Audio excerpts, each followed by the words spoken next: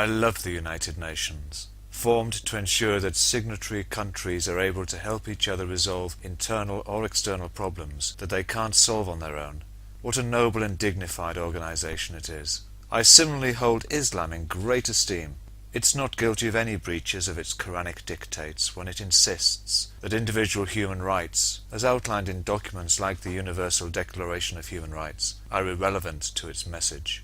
It's fully justified in using political and violent means to impose its Quranic-based theocracy across the world. It is, after all, not the fault of individual Muslims if they trample over other humans in their race towards a well-deserved heavenly reward.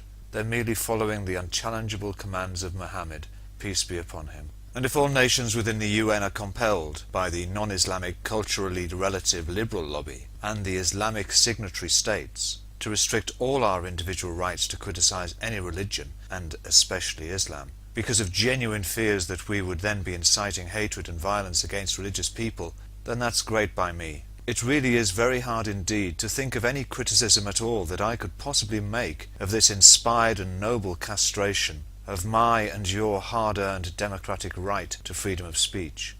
It's a good thing that we have spirited organizations like the UN that are able to point us in the right direction to protect religions against blasphemy and the ugliness of derision, lampooning and criticism by the increasing number of hate-filled, deluded advocates of uncontrolled freedom of speech and unregulated abeyance to human rationality. If only this clampdown on freedom of speech had happened earlier in our Western history, then we would not have had to lend an ear to the likes of Copernicus and Galileo, George Washington and Thomas Jefferson, Charles Darwin and Albert Einstein.